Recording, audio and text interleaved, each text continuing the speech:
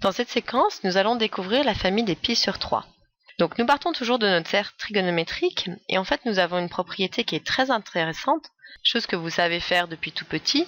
En fait, pour partager un cercle en 6 parties égales, c'est de faire une rosace. Je vous la remontre. C'est-à-dire que ici nous avons notre cercle trigonométrique qui est au centre de rayon 1. Nous n'avons pas modifié l'écart. Si vous en souvenez plus, essayez de refaire cette rosace. Donc en piquant sur le cercle, nous allons pouvoir reporter 6 cercles, c'est-à-dire que notre cercle va pouvoir être partagé en 6 parties.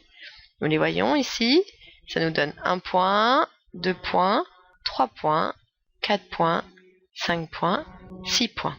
Donc si on peut partager ce cercle en 6 parties, on se souvient, si nous faisons un tour complet, nous aboutissons à 360 degrés qui correspond à 2π. Donc en partageant le cercle en 6, 360 divisé par 6, ça fait 60 degrés. Et donc 60 degrés, ça va correspondre à 2π divisé par 6. Et en simplifiant, on peut simplifier par 2, il va rester π sur 3.